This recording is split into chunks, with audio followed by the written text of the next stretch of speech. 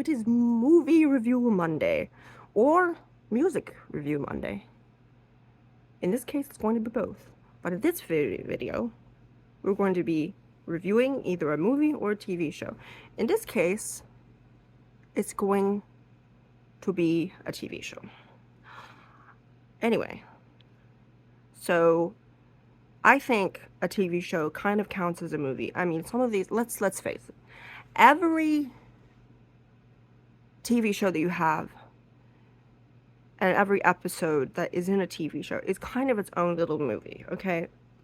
I mean, you can call it an episode, you can call it whatever you want, but especially when you watch Stranger Things, it's a movie. It's like a whole movie. It's a movie and it's got sequels. The episodes are literal sequels. So I think TV shows are considered to be movies, okay? That might sound strange, but it makes sense to me. Don't argue with me. So I'm going to review the TV show Wednesday. Why? Because I watched it. It makes sense, doesn't it? Yes, of course. Of course, Kelsey. So I watched it, and normally I don't binge watch. Binging to me is like spending an hour watching it, because after a while I'm like, please, this is, I don't want to exist anymore, just shoot me. Because 2 to 3 hours is way too long to watch anything. I don't care if it is a fantastic show, but I literally enjoyed watching this for a couple hours. This was different. And so let's unpack it, shall we? So it started out kind of like a bad fan fiction novel. And I've read some pretty bad fan fiction, like maybe 5 minutes of one, but you know, my ADHD, does that. They're like, no, you don't want to read this, you want to read that. Oh, you want to go on YouTube. Oh, and here I am. So, yeah, it started off as a bad kind of fan fiction that was kind of geared towards tweens and very young teenagers. But it was done by a high schooler, And then it kind of phased into, or morphed into, shifted into a more elite and more complex story, which kind of felt like, oh, this is a college project here. Somebody's putting in some effort. And it really felt like they were making an effort. But let's go with the cast, okay? Luis Guzman is fantastic, okay? He is an amazing actor. I think he's very funny. He's a comic genius as far as I'm concerned. I've seen him in many things.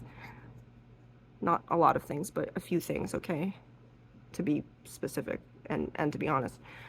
But as far as Gomez, yes, he looked like the original cartoon. He had that, that kind of goofy pug-like quality that Gomez was supposed to have, which if you've seen the animated CGI version of the Addams Family, yes, very similar. He does look the part, but as far as charisma and charm and sex appeal, no.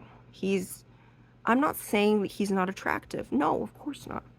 He is ruggedly handsome. He's like Danny Trejo, very ruggedly handsome.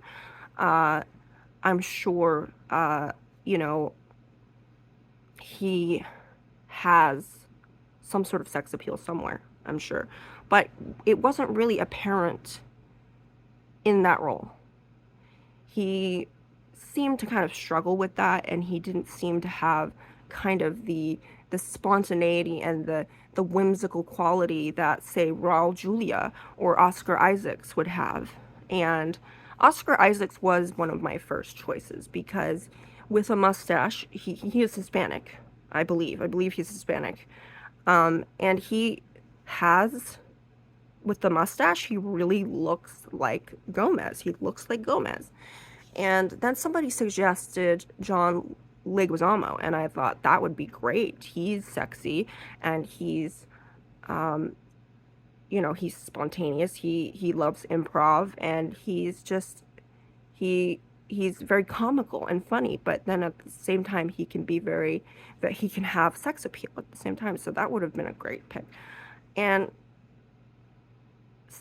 Catherine Zeta-Jones, as I said, I'm not a huge fan. I don't really care for her.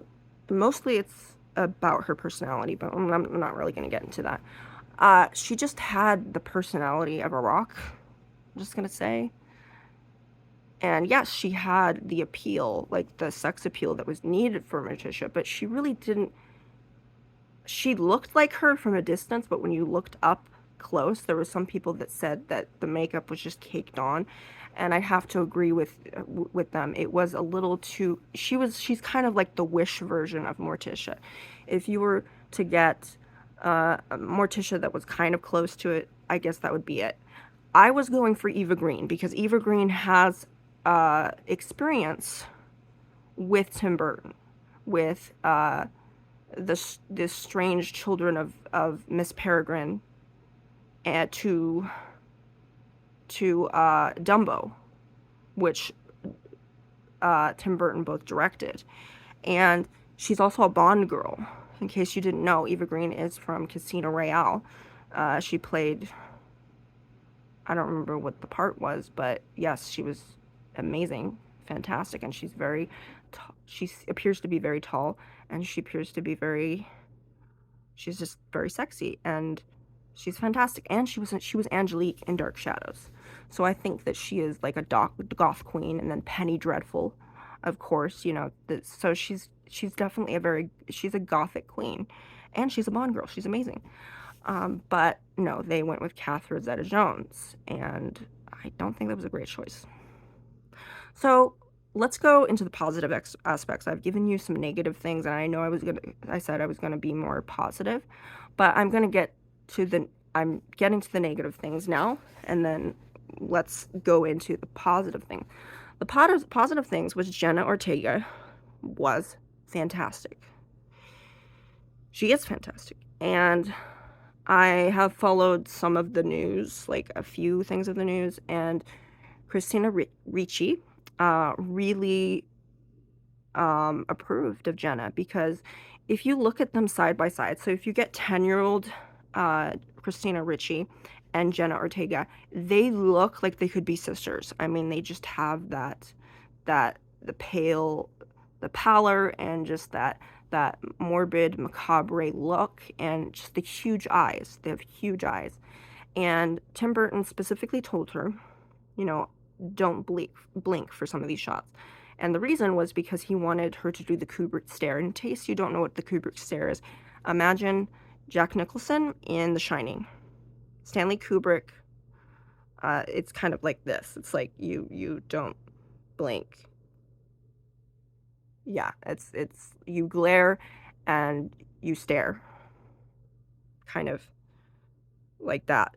And so Stanley Kubrick directed The Shining, and so definitely look at Jack Nicholson in The Shining. Just see a clip of it, or meanwhile, just Google it, and you will see the Kubrick stare. You'll see Jack Nicholson glaring menacingly, like he does best. Like, so that was the Kubrick stare, and of course, she was like, well, I don't want to argue because he's Tim Burton, Yes, he's a weirdo. He's a lovable weirdo, though, because he made Johnny Depp's career, and he's lovable all over, I mean, don't we just love Johnny Depp? We just do. We do. I do. I've always loved him. I loved him before he's famous, so. But, I think Tim Burton, yes, has earned some respect. He is a capable director.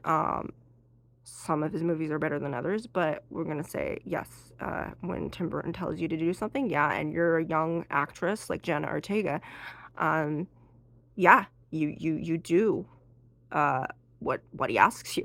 So I don't understand that. And the rest of the cast was really good, and I understand that there was a little bit of controversy that was involving some of the cast because of their African descent. One appeared to be Afro-Brit, which means they were of African descent and they were British. Very beautiful. She was gorgeous. And then there was another one that was African American. They both seemed to have villainous roles, and people were getting very upset. Now, this is an issue. I'm just going to unpack this. So, let me explain what racism is. And by the way, before anybody says, hey, you can't talk about this, I am actually part Hispanic. That's why I have bushy eyebrows. My father, his father, so my father's father, my grandfather, he was black. But because my father was fairly light-skinned and my mother was very pale, I became a very light-skinned Hispanic. And Hispanic comes in many colors, as does every race. And white is such a general term because white can describe probably thousands of different ethnicities and nationalities. So don't be telling me you're white, you can't talk about this. Anybody can talk about racism, regardless. And I'm talking about this since I am not racist. I think I can talk about this, right? So let me explain what racism is, first of all. Racism is when you hatefully think that you are better than another nationality. That's what it is. It's fueled by hate. It's fueled by prejudice and superiority. Now, to cast someone of African descent in a villainous role is not racism exactly, because how many African Americans or those of African descent have played villains? Idris Elba has played a villain. There is an African American character in the Frog Prince, Dr. Vasilier. He was African American. And then, of course, to get more American, there's Keegan-Michael Key, who is from Key and Peele, the show. He has played a villain, and he does a fantastic job. But this is the thing when it comes to... So if you were to cast Keegan-Michael Key in a role as a villain, people would be okay with that. They would be like, oh yeah, that's great. But if you get Idris Elba and you put him in a role, people get so upset. They're like, no! And that suggests to me that a lot of these people that are complaining about the fact that they think that something is racist is either because they have some racist tendencies they're not aware of, or they're not aware of the fact what they don't understand what racism is. And so that's why I'm explaining what racism is. And if you think racism is something else, then please leave a comment and you can correct me. But I looked up racism in the dictionary, and it's literally where one nationality thinks it's superior over the other.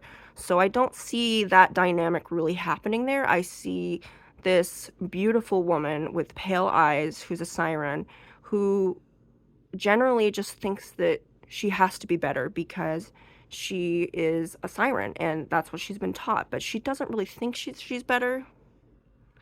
And Wednesday Addams thinks that she's better, but it's not because of her race. It's just because that's Wednesday Addams. So there's really that, but it's also very complicated. So, I heard from an African American actually talking about this, is that to put someone of African descent in a villainous role isn't racism, because if you're to demonstrate a race always in this angelic positive light, that's not really showing you're not showing every nationality and race in a realistic light. You're not really realistically portraying these certain nationalities. So by doing that and saying, oh, this is racist, you're actually excluding that race. and you're saying, oh no, we can't do that. So really, it should be up to them. It should be up to that race to decide whether that's racist. If they think it's racist, then that's up to them. But it's not for us to decide, especially since, you know, maybe we don't have African descent, some of us, but if you don't have any kind of African descent, it's really not your place to decide, oh, that's racist. No, we can't all be racist, okay? I'm not racist. I believe every nationality and culture is beautiful in its own way, and I love all the shades and colors. I don't differentiate. I don't look at someone and think that person is darker and that makes them more black, or this person is lighter, that means they're less black. I don't look at people that way.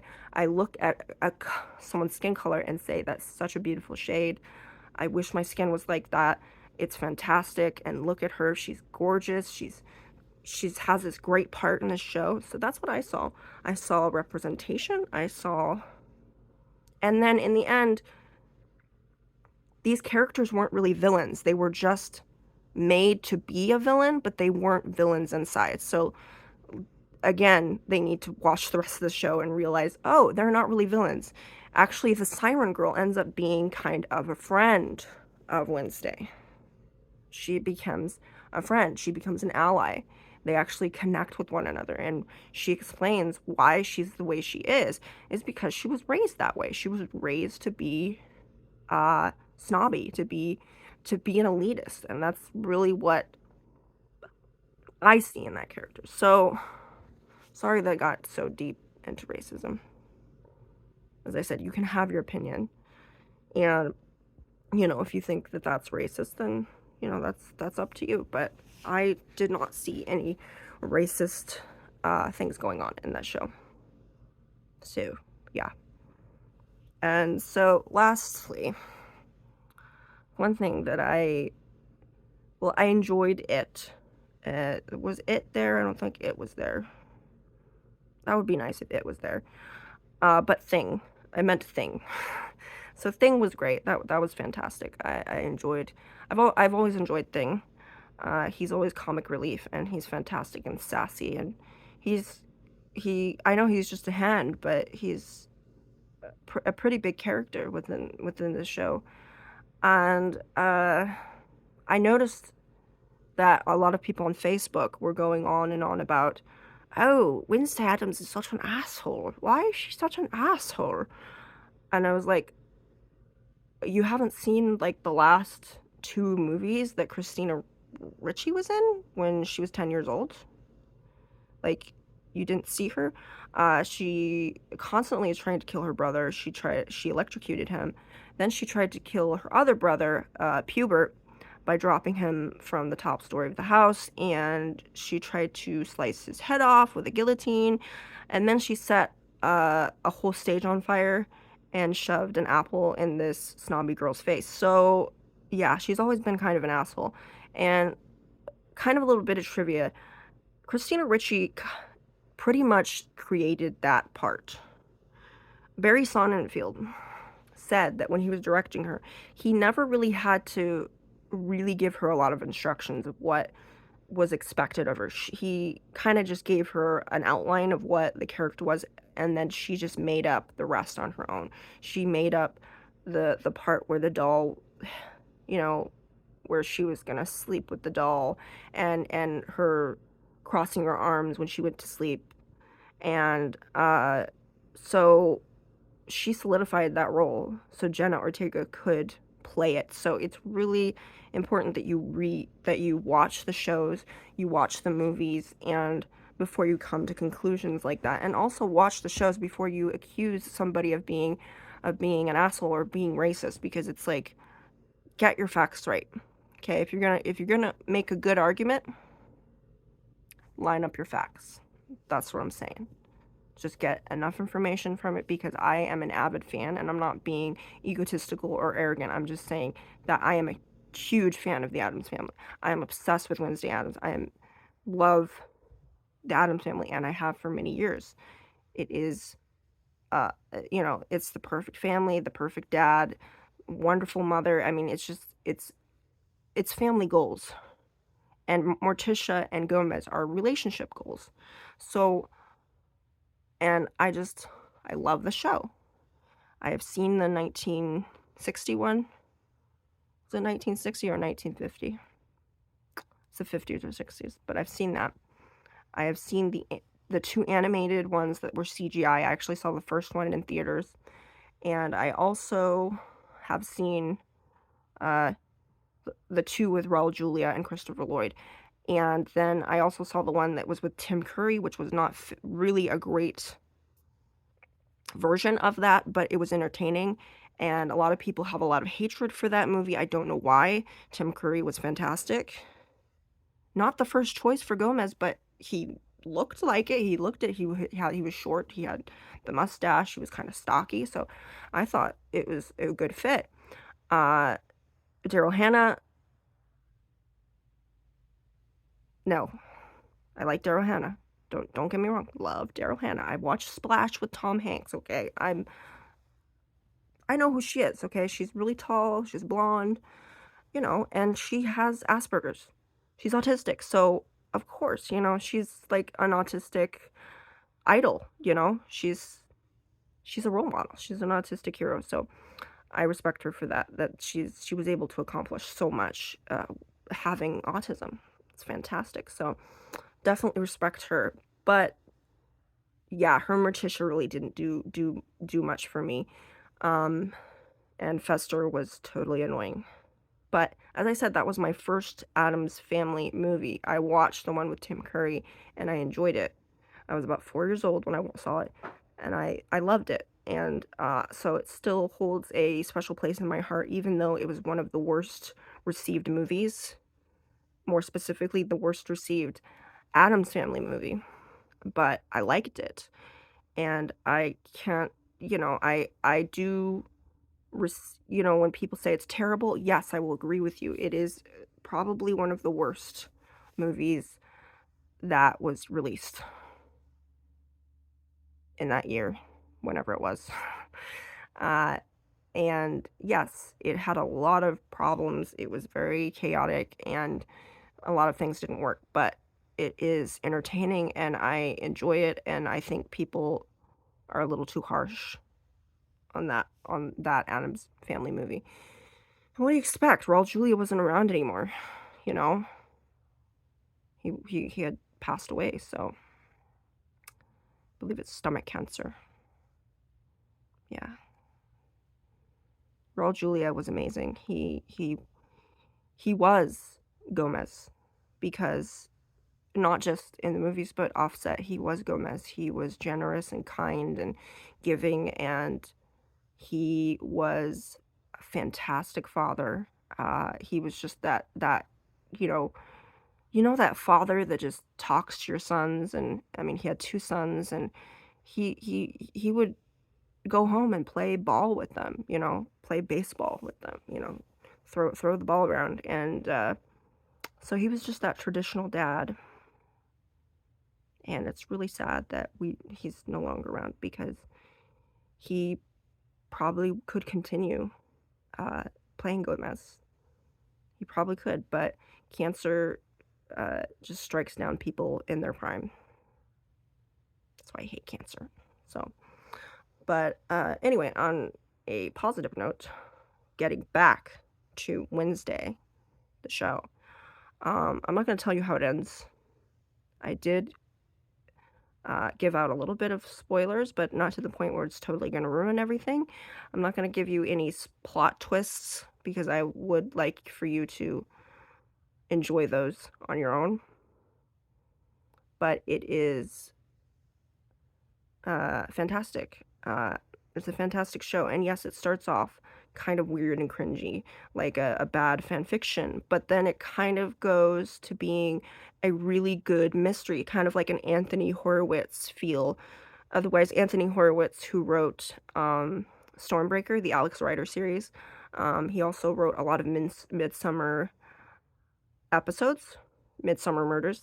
So it's kind of a Midsummer Murder feel, like a cozy mystery kind of feel. And in case you don't know what cozy mystery is kind of one of those things where there's not a lot of violence and not a lot of sexual content. It's like a safe little murder mystery. It's like There's not going to be much blood or much violence or any sexual content. It's just like it's like a PG, murder mystery. So it's very Midsummer Murders. Definitely there. It usually happens in a small town, these cozy mysteries. Sometimes they're called teacup mysteries. But I've actually read, I think I read like one cozy murder mystery, and it was good. So I would recommend the genre if you're into reading. But another thing is, besides that, it just has this dark atmosphere, which I do appreciate. And I appreciate the dance that she does. It's fantastic. I've seen it so many times here on YouTube. It's such a simple dance, and I think she pretty much invented it. Like, they told her, 2 moves, and then she made up the rest. I think she just choreographed the whole thing. It was just like a spontaneous thing that she did on screen, and it was fantastic. And it looks so choreographed, it really does, but that's really just all Jenna. It's all Jenna. It's all Jenna. That's and she may very well be the next Christina Ricci. I mean, she could. Christina Ricci was such a natural actress. She just knew the part before even being told that that's what was the part. She just knew it, and she just improvised, and she was brilliant at 10 years old. That is exceptional. So Christina Ricci is definitely, and yes, she's in the series. She plays a teacher, and she's fantastic. So adore her. She just got married recently, within like last year. So that's exciting. I don't think she's been married before. So that's awesome. I really wish her the best. I hope she has many long and happy years with her new husband. So I'm definitely hoping that it lasts. So, hope she's very happy. She deserves to be happy.